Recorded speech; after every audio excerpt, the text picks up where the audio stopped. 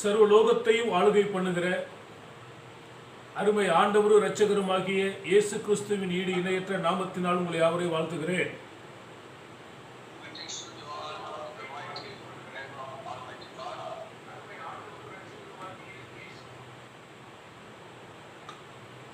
தொடர்ந்து இன்றைய தினத்திலே அதிகாலையிலே எரேமியாவின் புத்தகத்திலிருந்து ஒரு தேவ செய்தியை நாம் தியானிப்போம். எரேமியாவின் புத்தகம் 33ஆம் அதிகாரம் 3வது வசனம். Call unto me, and I will answer thee, and shew thee great and mighty things which thou knowest not. என்னை நோக்கி கூப்பிடு, அப்பொழுது என்னை நோக்கி கூப்பிடு, அப்பொழுது நான் உனக்கு உத்தரவு கொடுத்து நீ அறியாததும் உனக்கு எட்டாததுமான பெரிய காரியங்களை உனக்கு அறிவிப்பேன். என்னை நோக்கி கூப்பிடு, அப்பொழுது நான் உனக்கு உத்தரவு கொடுத்து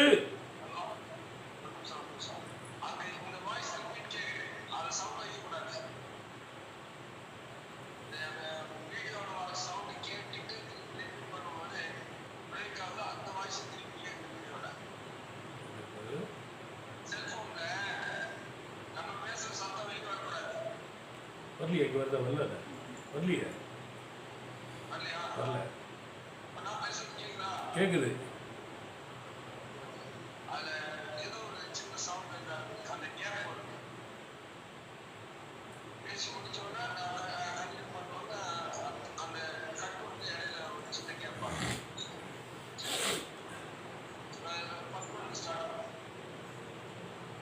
அருமை ஆண்டவரும் இரட்சகருமாகிய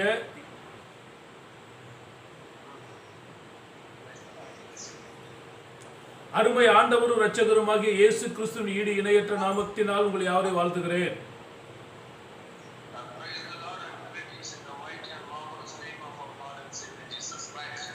இதை பார்த்து கொண்டிருக்கிறதான உங்கள் யாவரையும் கர்த்தர் காலை வேளையில் ஆசீர்வதிப்பாராக.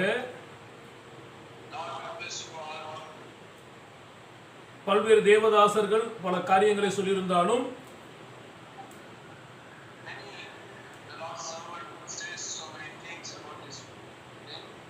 இன்றைய தினத்தில் எரேமியாவின் புத்தகத்திலிருந்து சில காரியங்களை நாம் தியானித்துக் கொள்ள பரலோகத்தின் தேவன் நமக்கு உதவி செய்வாராக.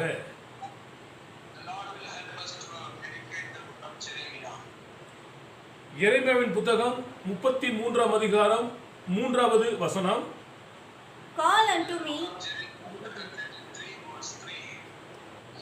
call unto me, and I will answer thee, and shew thee great and mighty things which thou knowest not. என்னை நோக்கி கூப்பிடு, அப்பொழுது நான் உனக்கு உத்தரவு கொடுத்து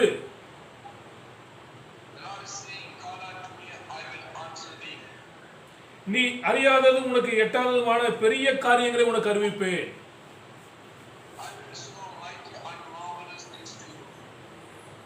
அப்ப அவரை நோக்கி கூப்பிட்டா நமது வாழ்க்கையில எதை நாம் பெற்றுக்கொள்ள முடியும்?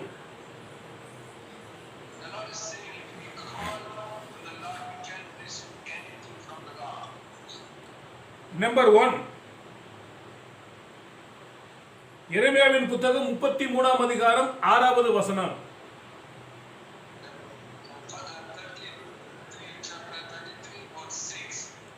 Behold, I will bring in the health and cure, and I will cure them, and I will reveal unto them and the abundance of peace and truth. அது குணமாக்குவேன் என்கிறதான ஒரு வார்த்தை வருகிறது.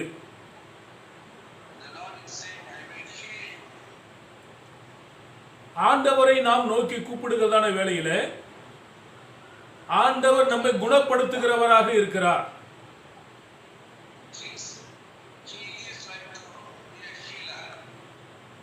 இந்த அதிகாலை வேளையில உங்கள் வாழ்க்கையில என்ன வியாதியில் இருக்கிறீர்களோ அவைகளை எல்லாம் மாற்ற தேவன் வல்லவராக இருக்கிறார்.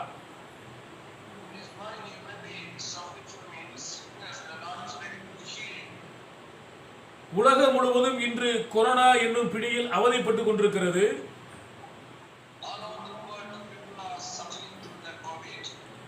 இவைகளை மாற்ற தேவன் ஒருவரால் தான் முடியும். Only the Lord can change all these things. ஆகவே தான் ஆண்டவர் கூப்பிடுவார், என்னை நோக்கி கூப்பிடு, நான் உன்னை குணமாக்குவேன். Because of that, the Lord is saying, call unto me, I will heal you. 12 வருடம் பெரும்பாடு உள்ளதான ஒரு பெண் ஆண்டவருடைய வஸ்திரத்தை தொட்ட மாத்திரத்தில் குணமானார். 12 years, the lady was sickness, but she touched the garment of the Lord Jesus Christ. She was healed. 18 வருடமாக கூணாக இருந்ததான பெண்ணை தேவ ஆலயத்தில் ஆண்டவர் பார்த்து, இவள் ஆபிரகாமின் குமாரத்தில் என்று அவளை தொட்டு குணமாக்கினார். 18 years old lady also, she was unable to stay. She was the child of Abraham. The Lord Jesus saw him, her in the temple. He was touching her and healed that woman. 38 வருடம் வியாதி உள்ளதான ஒரு மனிதனை பார்த்து, ஆண்டவர் நீ சுகமாக விரும்புகிறாயா என்று கேட்ட மாத்திரத்தில், அவன் என்னை தூக்கி கொண்டு போட ஆள் இல்லை என்றார். அவனுடைய படுக்கையை எடுத்துக்கொண்டு நடக்க சொன்னார். அவனையும் தேவன் சுகமாக்கினார். 38 years, one man was very sick. ஆண்டவர் நம்மை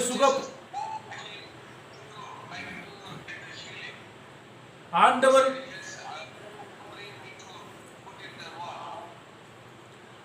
பனி- 12 வருடங்கள், 18 வருடங்கள், 38 வருடங்கள், எத்தனை வருடங்கள் ஆனாலும் ஆண்டவர் குணமாக்க அவர் வல்லமை உள்ளவராக இருக்கிறார்.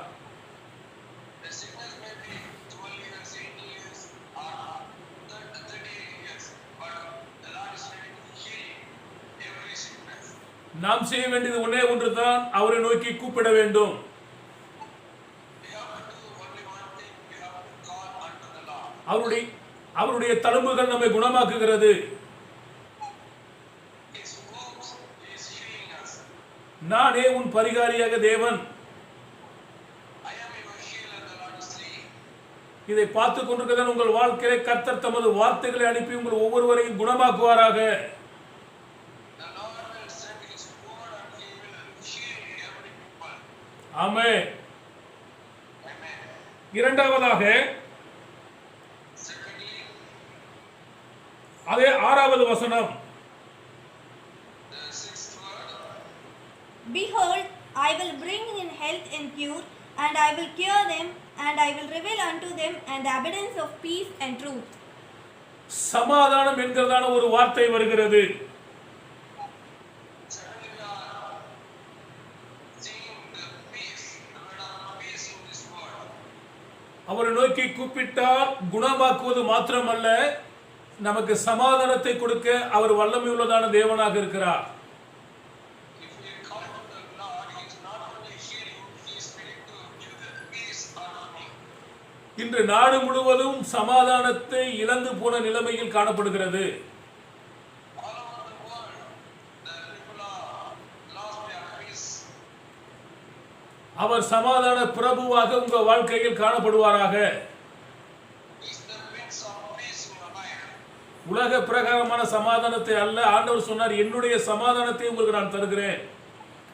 The Lord is not giving the worldly peace, the Lord is giving his peace to you. கர்த்தர் தமது ஜனத்துக்கு பலன் கொடுத்து சமாதானம் அருளி அவர்களை ஆசீர்வதிக்கிறார். The Lord will give the strength to the people and he is willing to give the peace for the children of God. உலகம் முழுவதும் சமாதானத்திற்காகத்தான் பல கோடி ரூபாய் பணங்களை செலவழித்தும் சமாதானம் இல்லாமல் மக்கள் வாழ்ந்து கொண்டிருக்கிறார்கள். All over the world, every country is spending crores of millions of money for the peace, but they are not able to reach the peace. இஸ்ரவேலின் சமாதானத்துக்காக மாத்திரமல்ல, இன்றைக்கு உலகம் முழுவதும் இருக்கிறதான ஒவ்வொரு நாட்டுக்கும் நாம் ஜெபிக்க வேண்டியது அவசியமாய் காணப்படுகிறது சமாதானத்திற்காக. Not only for the Israel's peace, but we have to pray for every country's peace. We have to pray for that. உங்க வாழ்க்கையிலையும் இந்த நாளிலே உங்க குடும்பங்களிலேயும் சமாதான பிரபு அழுகை செய்து உங்க குடும்பத்துக்கு சமாதானத்தை அருள்வாராக. The Prince of Peace will rule your family and he is going to give the peace to you. உங்களுடைய சமாதானம் பெரிதாக இருக்கட்டும். The peace will be greater in your life. உங்கள் பிள்ளைகளின் சமாதானம் பெரிதாக இருக்கட்டும். Your children's peace will be great in the family. உங்க குடும்பம் முழுவதும் சமாதானமாய் வாழ கர்த்தர் ஆசீர்வதிப்பாராக. The Lord will bless with His peace in your family. மூன்றாவதாக Thirdly, அதே 6வது வசனம், the sixth word, Behold, I will bring in health and cure, and I will cure them, and I will reveal unto them with a lot of peace and truth. அங்கே சத்தியம் என்கிறதான ஒரு வார்த்தை பயன்படுத்தப்படுகிறது. we are reading thirdly, truth in the words. யோவான் சுவிசேஷம் 8ஆம் அதிகாரம் 32வது வசனம், சத்தியத்தையும் சத்தியத்தையும் அறிவீர்கள், சத்தியம் உங்களை விடுதலையாக்கும் என்று சொல்லப்பட்டிருக்கிறது. Know the truth will set you free. 36வது வசனம், 36th word, குமாரன் உங்களை விடுதலையாக்கினால் மெய்யாக விடுதலை ஆவீர்கள் என்று சொல்லப்பட்டிருக்கிறது. the Son of God deliver you, that is you will receive the delivery. யோவான் 14:6 வாசிக்கும் பொழுது, நானே வழியும் சத்தியமும் ஜீவனுமாக இருக்கிறேன் என்று சொல்லப்பட்டிருக்கிறது. God is saying, I am the truth and life and the way. பரிசுத்த ஆவியானவரும் சத்தியம், பிதாவும் சத்தியம், குமாரனும் சத்தியமாய் காணப்படுகிறார். Father, Son and the Holy Ghost, they are the truth. இந்த சத்தியத்தை நாம் அறிந்து கொள்வோம் என்று சொன்னால் உங்கள் வாழ்க்கையில காணப்படுகிறதான எல்லா பிரச்சனைகளிலிருந்தும் சத்தியம் உங்களை விடுதலையாக்கும். If we understand this truth in our life, this truth will set us free. கடன் பிரச்சனைகளாக இருக்கலாம், Maybe a loan problem, பாவ வாழ்க்கையாக இருக்கலாம், maybe sinful life, குடிக்கக்கூடியதான குடிப்பழக்கமாக இருக்கலாம், maybe a anxiety, cinema drama பார்க்கக்கூடியதான பழக்கங்கள் அடிமை உள்ளவர்களாக இருக்கலாம், maybe the entertainment addiction. நீங்கள் எந்த காரியத்தில் இருந்து விடுதலை பெற நினைத்தாலும் சத்தியத்தை நீங்கள் அறிவீர்கள் என்றால், ஆண்டவரை நோக்கி கூப்பிடுவீர்கள் என்றால், சத்தியம் நிச்சயம் உங்களை விடுதலையாக்கும். If you understand the God's truth, the truth, it will be set free through any other bondage in your life. ஆண்டவர் வாக்கு மாறாத தேவனாய் சொன்னதை செய்கிற தேவனாக இருக்கிறார்.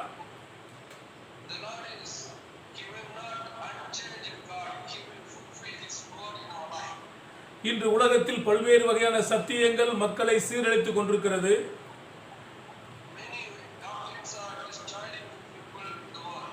நீங்கள் இயேசு கிறிஸ்துவை மாத்திரம் நம்பி அவர் சொல்லுகிறதான சத்தியத்தை கைக்கொள்வீர்கள் என்றால் சத்தியம் உங்களை விடுதலையாக்கும்.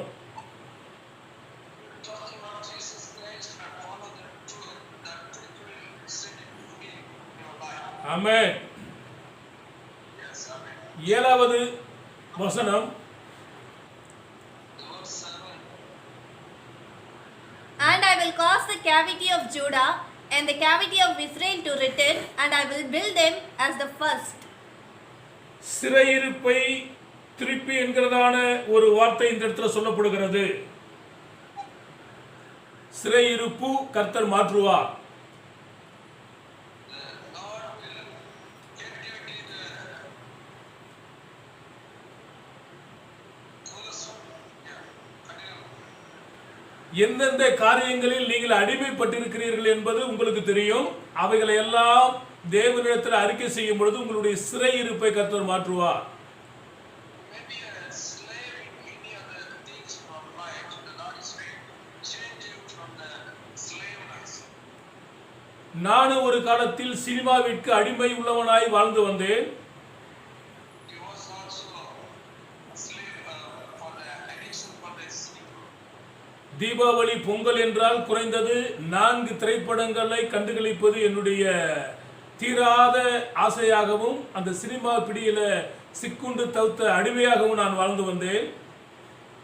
I was addicted to the cinema 3 or 4 shows I was saw in my life for the festival days. அதில் எனக்கு திருப்தி இல்லை. But I was not satisfied with that. எனவே நான் சினிமா திரையரங்கில் போய் அங்கேயே வேலை செய்து தினந்தோறும் 4 திரைப்படங்களை காணக்கூடிய சூழ்நிலையில் நான் சாத்தானினால் வஞ்சிக்கப்பட்டேன். I was joined the cinema related employee and I was seeing 3-4 shows per day. But I was unable to become satisfaction with that. இந்த மாதிரி சூழ்நிலைகளில் தேவ கிருபையினால் என்னுடைய பெற்றோர்கள் ரட்சிக்கப்பட்டிருந்தார்கள். By the grace of God, my parents was saved by the Lord Jesus Christ. அவர்கள் திருமுழுக்கு ஞானஸ்தானம் பெறுகிறதான அன்றைய தினத்தில் என்னை ஆலயத்துக்கு வரும்படி அழைத்தார்கள். When they was get the baptism, they called me to the church. நான் வர முடியாது என்று திரைப்படத்திற்காக நான் சென்று கொண்டிருக்கிறதான வேளையில் I was urged that and I planned to go to the cinema. என்னை அறியாமல் நான் திரையரங்குக்கு பதிலாக தேவனுடைய ஆலயத்துக்கு சென்றேன். Unknowingly I was headed to the church to avoid the supermarket.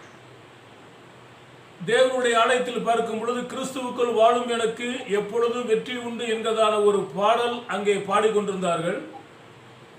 In that church they were singing a song that means when we are living in the Christ, that is the victorious life. அதற்கு பிறகு நான் தவறாமல் ஆலயத்துக்கு போய் கொண்டு வந்தேன்.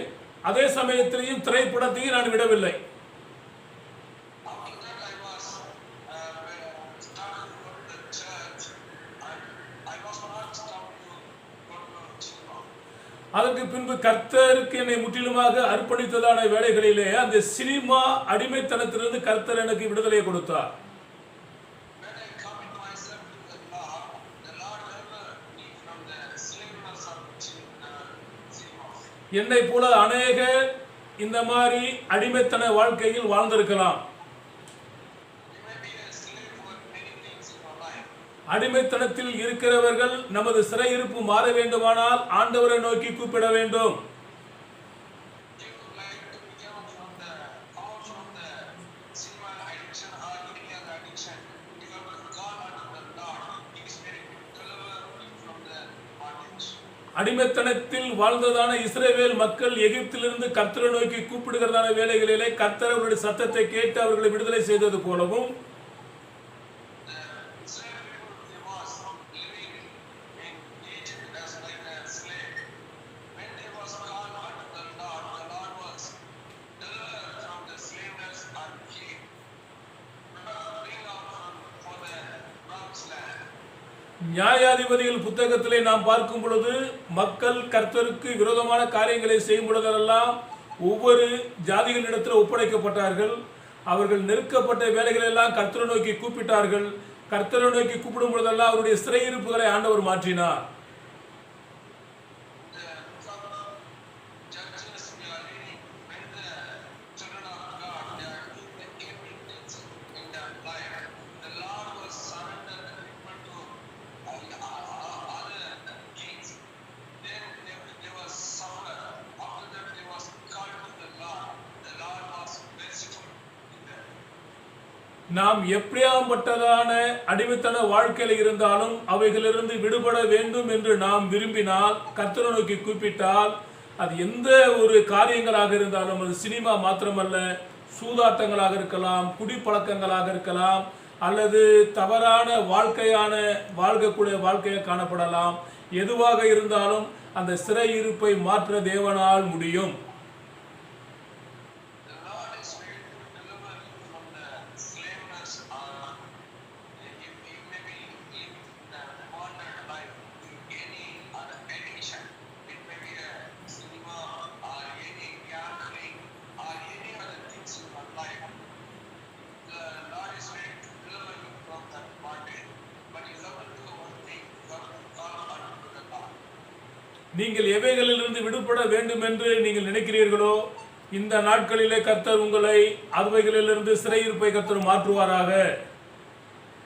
The Lord is ready to deliver from you which bondage, what type of slavery in your life, the Lord is ready to set free you in your life. தேவனுக்கு எந்த மனிதன் கீழ்ப்படியவில்லையோ அந்த மனிதன் தான் அடிமைத்தனத்தில் வாழ்ந்து கொண்டிருக்கிறான்.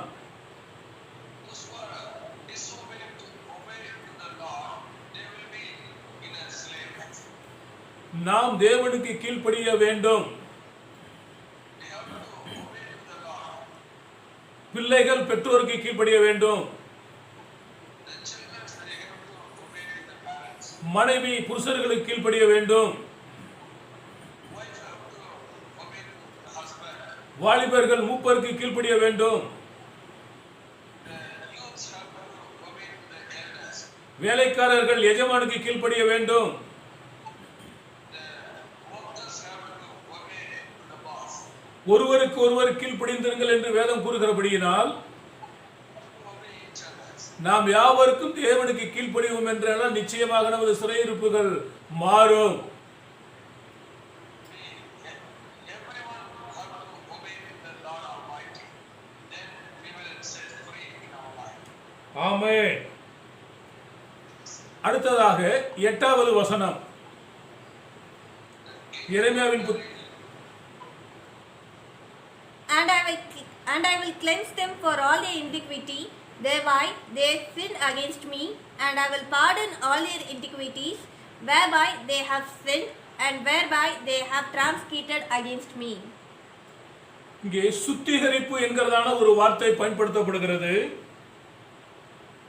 God is telling them clean us.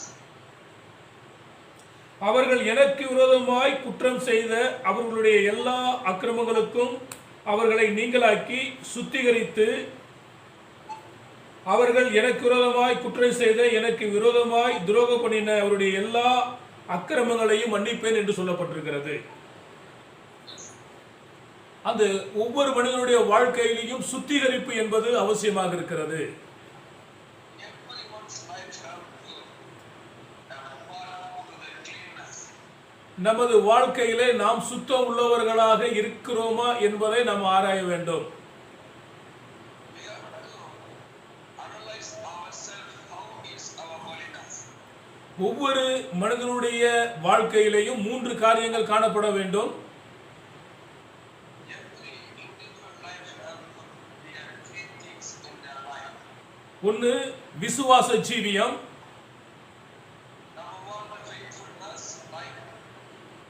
இரண்டாவது சாட்சியின் ஜீவியம், The life of witness.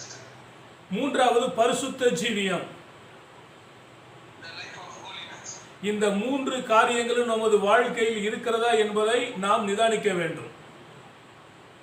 We have to find out if there is these 3 things in your life.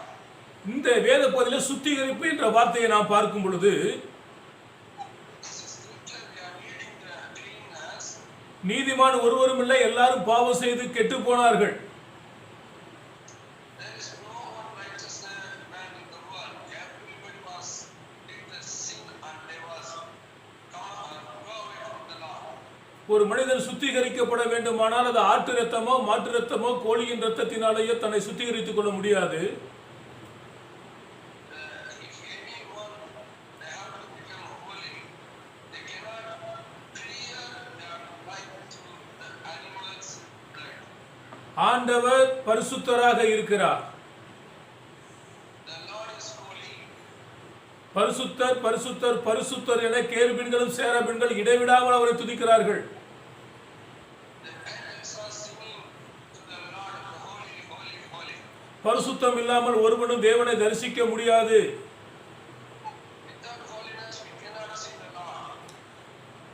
ஒரு மனிதன் பரிசுத்தமாக வேண்டுமானால் அது இயேசு கிறிஸ்துவின் இரத்தத்தினால் தான் அவன் பரிசுத்தமாக முடியும். Anyone he have to become holy through the blood of Jesus Christ. Only they can become holy. இயேசு கிறிஸ்துவின் இரத்தம் சகல பாவங்களை நீக்கி நம்மை சுத்திகரிக்கிறதாக இருக்கிறது. Blood of Jesus Christ, it will clean every sin in our life.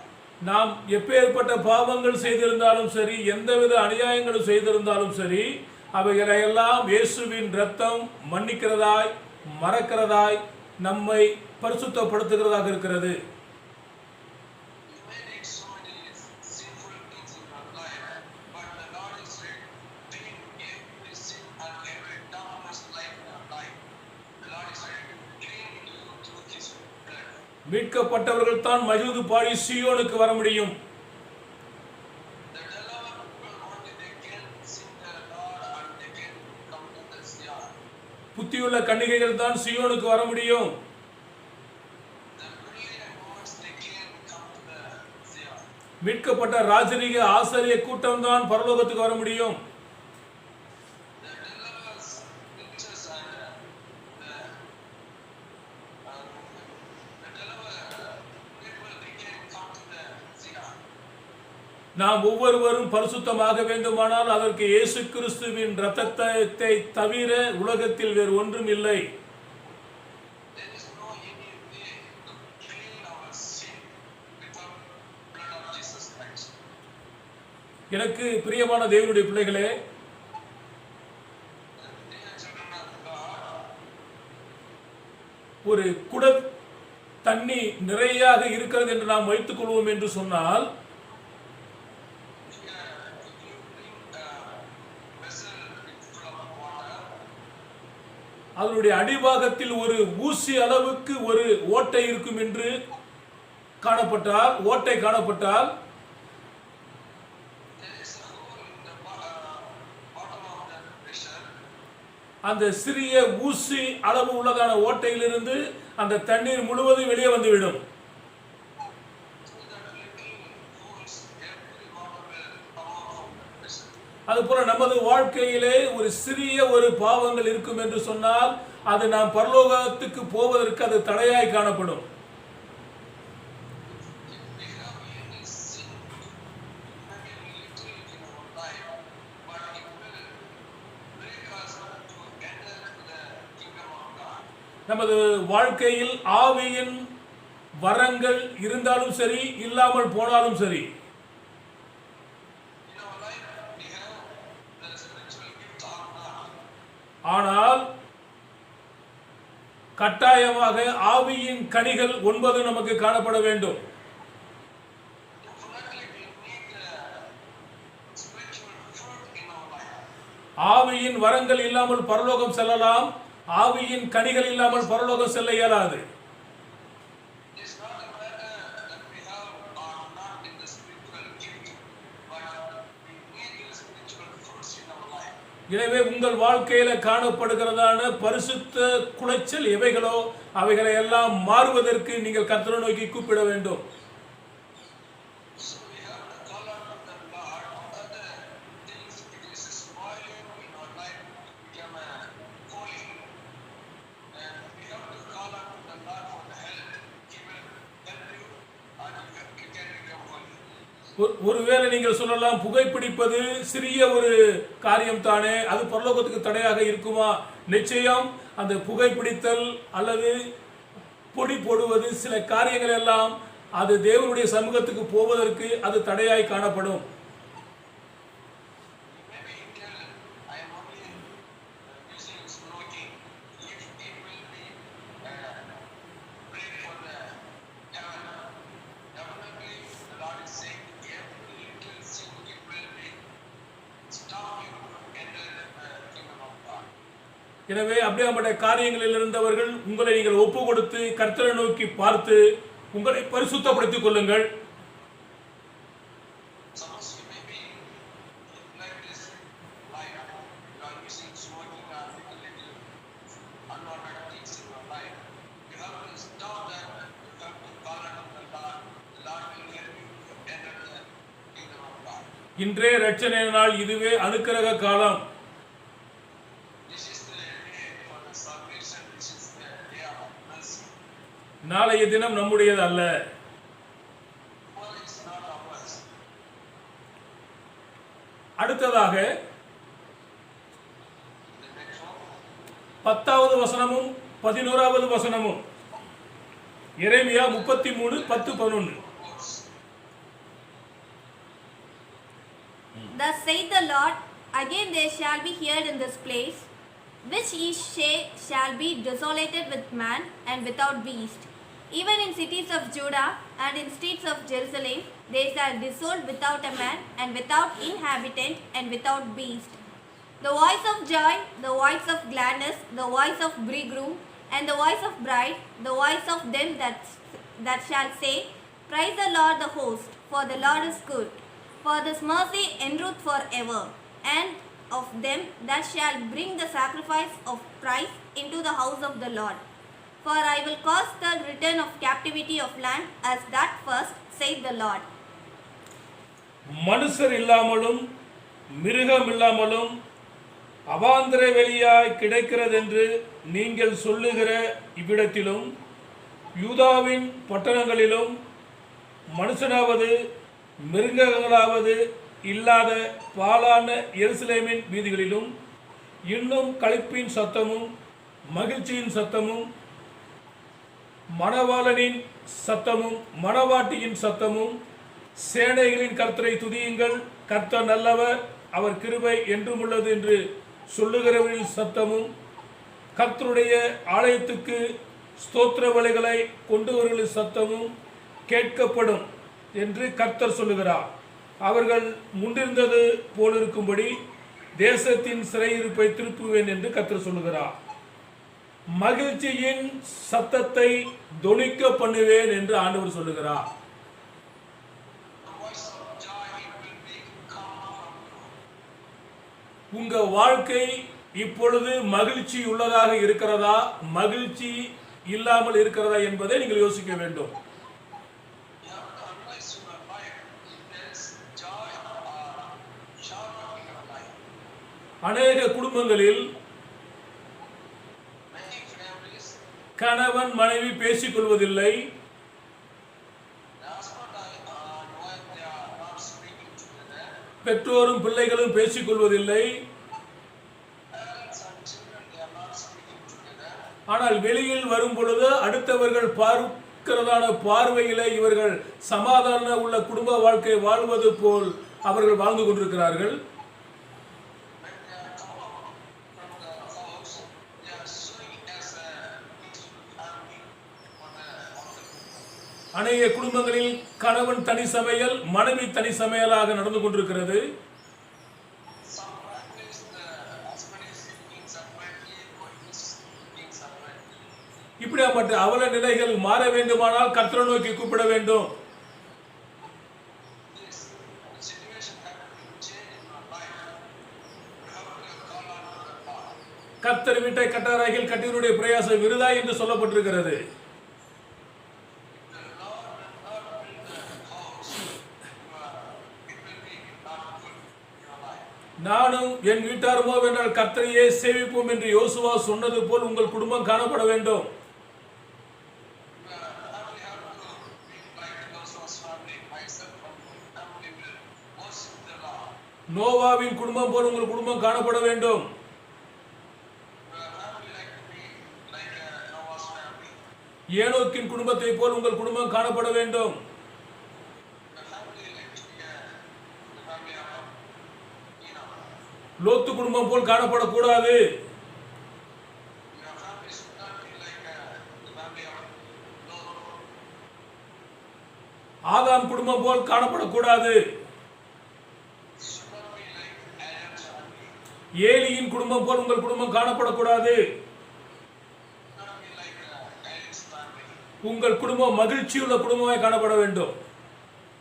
Your family should be like happiest family. கணவன் மனைவி பிள்ளைகள் மகிழ்ச்சியோடு காணப்பட வேண்டுமானால் Husband, wife, and children, they have to be joyful in their life. என்னை நோக்கி கூப்பிடு என்று ஆண்டவர் சொல்லுகிறார். What is saying, call unto me. எனவே இங்கே சொல்லப்பட்டதான இந்த காரியங்களை நீங்கள் பார்க்கும் பொழுது மணவாளன் மணவாட்டி என்று சொல்லப்பட்டிருக்கிறது.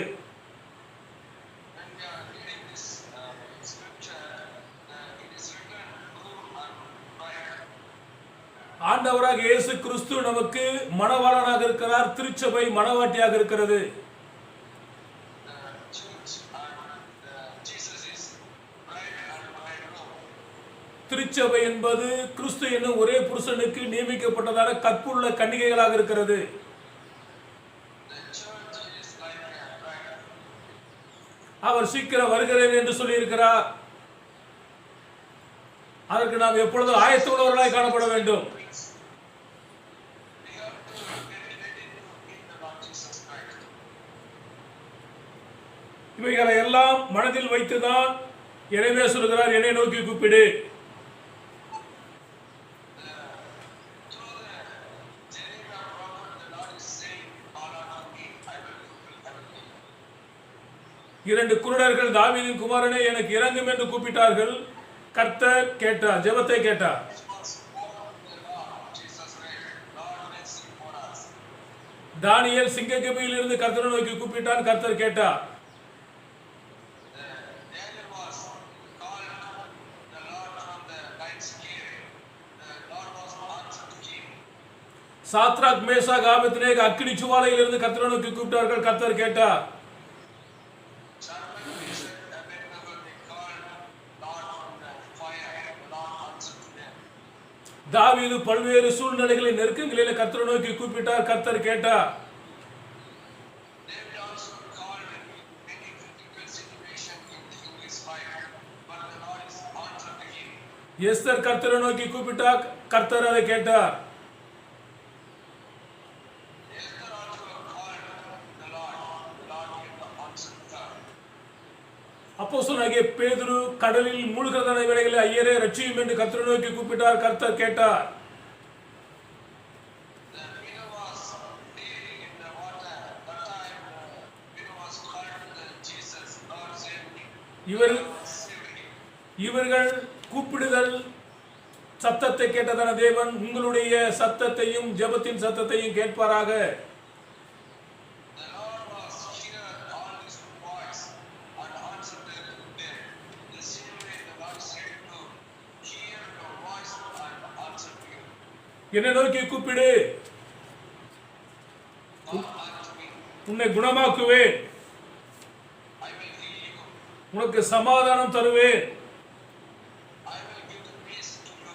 சத்தியத்தை வெளிப்படுத்துவேன், I will give the revelation of truth. சிறையிருப்பை திருப்புவேன், I will turn you from the addiction. பரிசுத்தம் அருள்வேன், I will give the holiness to you. மகிழ்ச்சியின் சத்தத்தை தொனிக்க பண்ணுவேன். I will give the voice of peace in your family. இந்த 6 காரியங்களை சொல்லுகிறதான எரேமியா தீர்க்கதரிசி The Jeremiah is saying all these 6 things. 14வது வசனம். Verse 14. இதோ நாட்கள் வரும் என்று கர்த்தர் சொல்லுகிறார். அப்பொழுது நான் இஸ்ரவேலின் குடும்பத்துக்கும் யூதாவின் குடும்பத்துக்கும் சொன்ன நல்வார்த்தைகள் நிறைவேற்றுவேன். நான் சொன்னதான எல்லா வார்த்தைகளையும் நிறைவேற்றுவேன் என்று அந்த வார்த்தை கூறுகிறது. I will fulfill my promise. அதில் 18வது வசனம். The 18th word. தகன பலியிட்டு போஜன பலி செலுத்தி நாள்தோறும் பலியிடும் புருஷன் எனக்கு முன்பாக ஆசாரியருக்கு லேவியருக்கும் இல்லாமல் போவதுமில்லை என்று கர்த்தர் சொல்லுகிறார் என்றான்.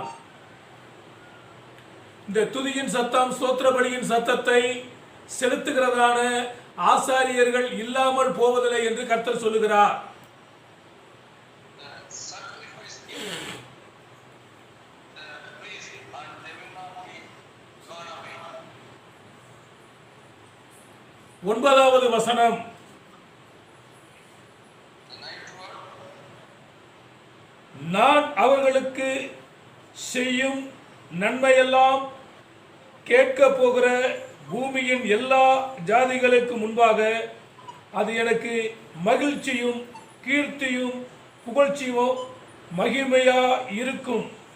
நான் அவர்களுக்கு அருளி செய்யும் எல்லா நன்மை நிமித்தம் எல்லா சமாதானத்தின் நிமித்தமும் இவர்கள் பயந்து நடுங்குவார்கள் என்று இஸ்ரவேலின் தேவனாகிய கர்த்தர் சொல்லுகிறார்.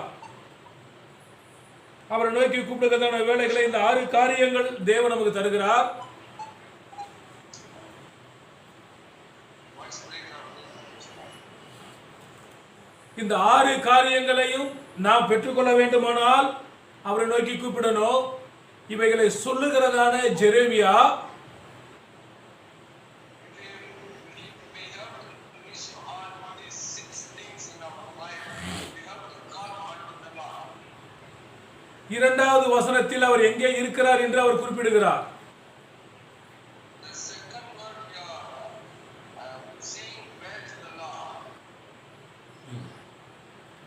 Thus say the Lord, the maker of thereof, the Lord that formed it, to establish, the Lord is his name. 1வது வசனமும் 2வது வசனமும்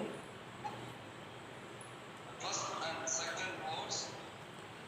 Moreover, the word of Lord came into Jeremiah the second time, while he was yet shut up in the court of prison, saying, Thus say the Lord, the maker thereof, the world that formed it, to establish, the Lord is his name. எரேமியா இன்னும் காவற்சாலையின் முற்றத்திலே அடைக்கப்பட்டு இருக்கையில் கர்த்தருடைய வார்த்தை 2ஆம் தரம் அவனுக்கு உண்டாகி, எரேமியா சிறைச்சாலையில் அடைப்பட்டிருக்கிறதான வேளையில் கர்த்தருடைய வார்த்தை அவனுக்கு உண்டானது.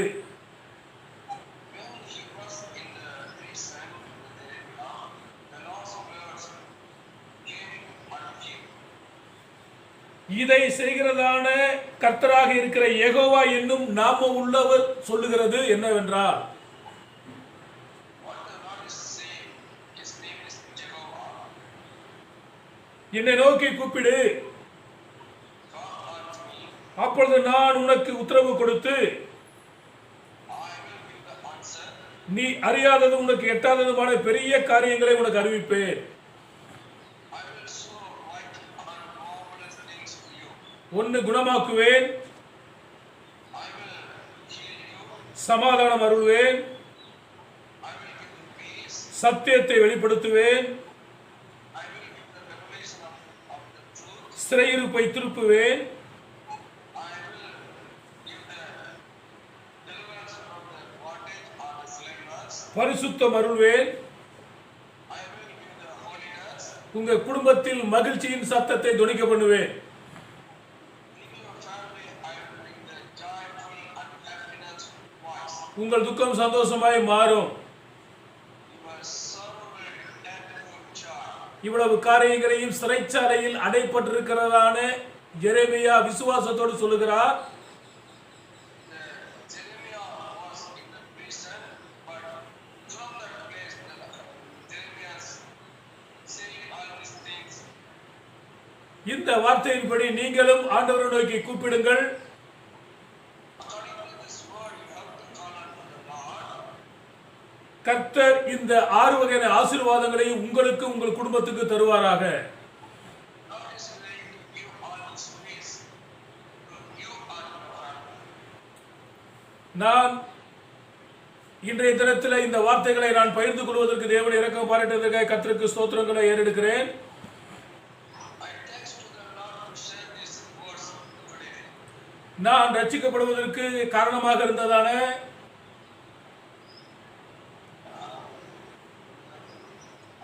என்னுடைய சகோதரர் பிஷப் P.K. சேவியர் அவர்களுக்கும் என்னுடைய பெற்றோர் பெரியசாமி ஐயம்மா அவர்களுக்கும் என்னுடைய மனமார்ந்த நன்றியை இந்த வேளையில் நான் தெரிவித்துக் கொள்கிறேன். I was unsaved person.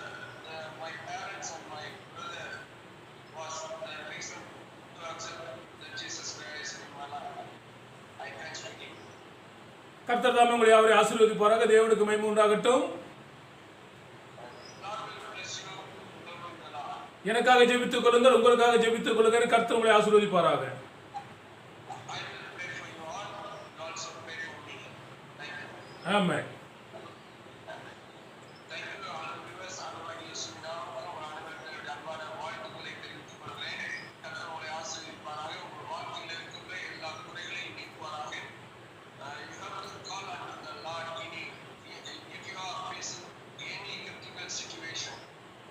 But the Lord is ready to answer to your song, calling, your prayer.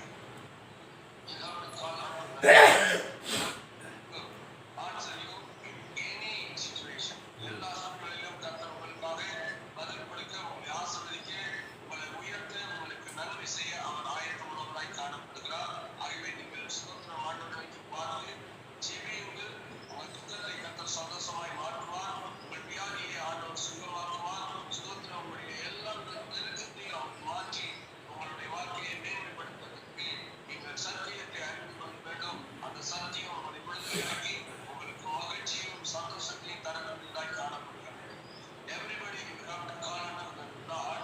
The Lord is ready to deliver you from the bondage or any critical situation. The Lord will change your sorrow to become a joy. You have to commit your life and you have to call unto the Lord. The Lord is the living God. He is ready to answer. He is ready to deliver from the bondage, from the sickness and from the headaches in your life. நாம் கண்களுடைய ஆண்டவரை பார்த்து நாம் செபிக்கலாம்.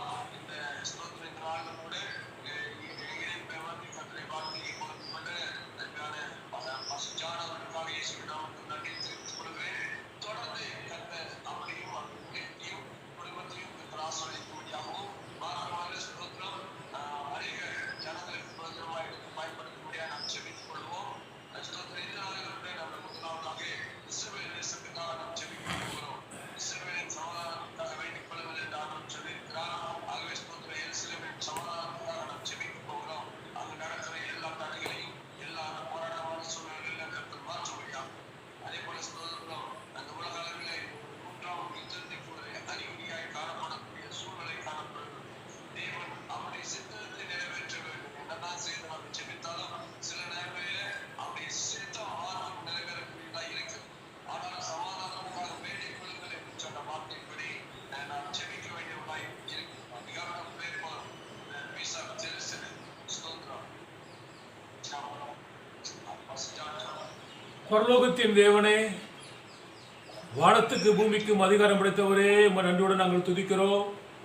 என்னை நோக்கி கூப்பிடு, நான் உமக்கு சமாதானம் தருவேன் என்று நாங்கள் வேதத்தில் படிக்கிறோம். கர்த்தர் தமக்கு ஜனத்துக்கு பலன் கொடுத்து சமாதானம் அருளுகிறார் என்று நாங்கள் வேதத்தில் படிக்கிறோம். சமாதானம் நதியைப் போல் இருக்கும் என்று நாங்கள் வேதத்தில் படிக்கிறோம். ஆண்டவரே, உடைய சமாதானம் பெரிதாக இருக்கும் என்று நாங்கள் வேதத்தில் படிக்கிறோம். அப்படியாக எருசலேமினுடைய சமாதானத்துக்காக வேண்டிக் கொள்ளுங்கள் என்ற வார்த்தையின்படி நாங்கள் எருசலேமின் சமாதானத்துக்காக வேண்டிக் கொள்கிறோம். ஆண்டவரே, அங்கே காணப்படுகிற எல்லா விதமான பிரச்சனைகள், சண்டை எல்லாம் மாறுபடியா, யுத்தங்கள் மாறுபடியா நாங்கள் ஜெபிக்கிறோம். சேனைகளின் கர்த்தர் ஆண்டவரே, அங்கே சமாதானத்தை அருள்படியா நாங்கள் ஜெபிக்கிறோம்.